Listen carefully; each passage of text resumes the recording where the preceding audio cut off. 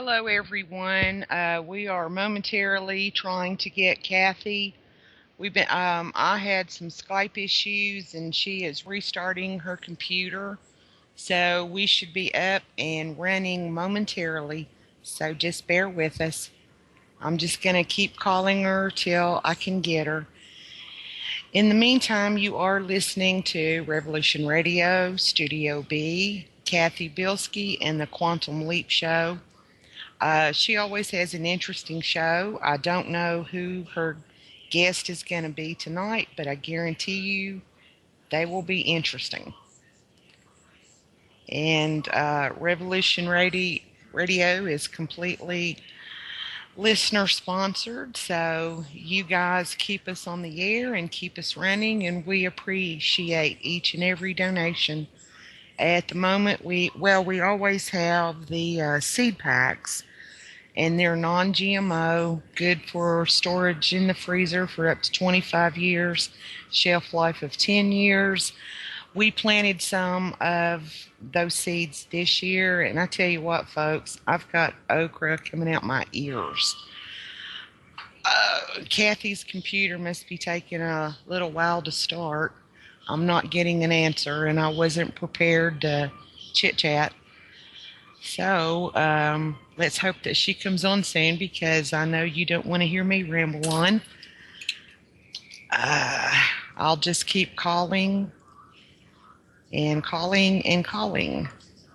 There we go. Let's try it again. Sorry, folks. Like I said, for those of you who have tuned in to listen to Cathy, she will be on momentarily. You have to love Skype.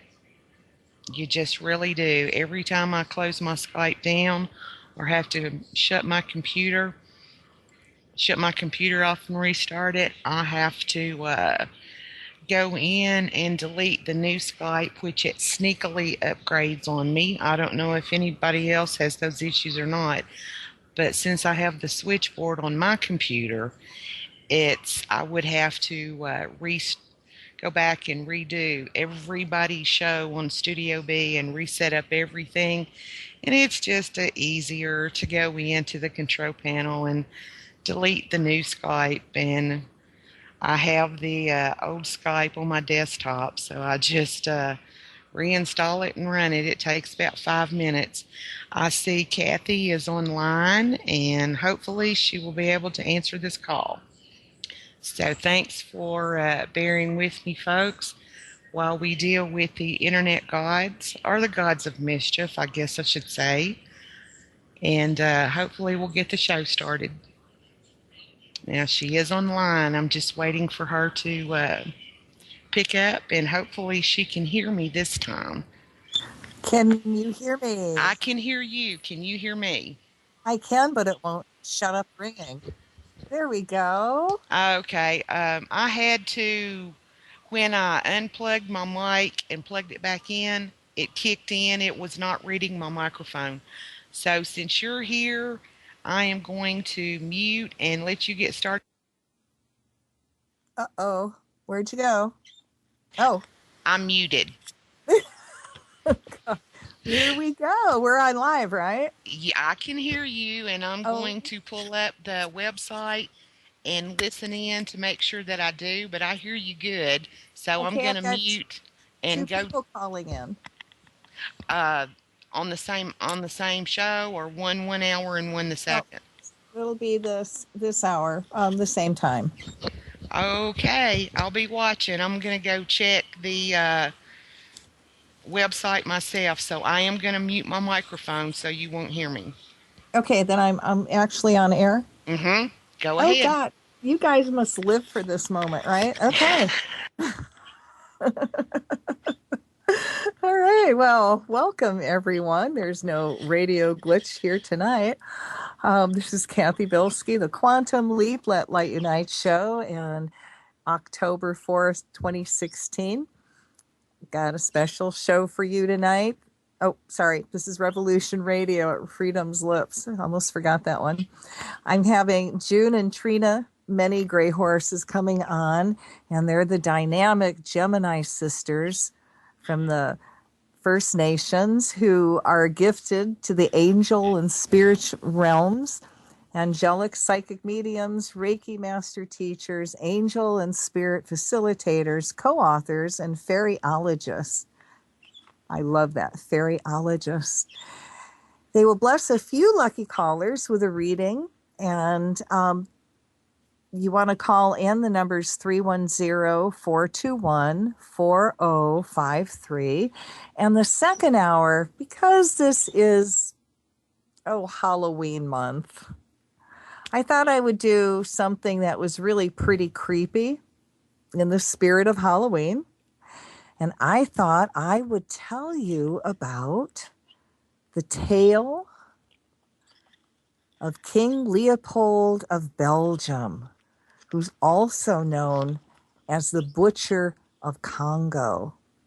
And if you really haven't heard about him, it's because A, he is royalty and they really keep that crazy stuff hush-hushed. And B, he's royalty. Royalty back then in the 1819 and still now could get away with almost anything. And this guy, I mean, he's right up there with Hitler and Genghis Khan, and nobody talks about him. It's like swept under the feet. And if you don't know, again, who King Leopold is, he's actually from Belgium. And he destroyed the Congo by committing mass genocide, by killing more than half the population. And, it's one of those things that the hierarchy has learned to just kind of sweep under the rug. So I thought we would sweep under the rug and get it out and just, do a little, shed some light into it. This guy needs to be known for his disaster, just, his deeds that he's done, and they're horrible. And while we're waiting for a guest to call in, there we go. Boy, this is just one smooth night we're having, huh? I thought I would give you the number to the Oasis Petroleum Incorporation, their headquarters, and they're kind of responsible, one of the corporations responsible for the Dakota pipeline. And they also had a spill up there, which these guys ignored. So if you really want to share your feelings and tell them what you think of them, it's Oasis Petroleum Incorporated, 1001 Fannin Street, Fannin Street, Suite 1500, Houston, Texas, 77002. And their phone number is 281-404-9500. I'm going to give you the White House number. Their comment line, they've got two of them. It's awesome. 202-456-1111, 202-456-6213. Then you got the switchboard. So you can go to many different directions when you get on that switchboard. You can go to the Congress, you can go to the Senate, you can go to the White House. And that number is 202-456-1414. Tell them that you don't want a pipeline going through the Dakotas or anywhere else, and that you want him to accept responsibility for what he's doing and what his words are, and to put some action behind his words. I mean, you can't say we're going to stop the pipeline from going through in one breath and the next breath do absolutely nothing. And allow those protectors, now they're surrounded by police, or they were, and they've had, tanks, and they've had machine guns. Police, that's not necessary. They're standing up for the earth. And this is how they're treated. Yeah, what can I say that says about Obama other than he continues lying? So please call them up, tell them what you think.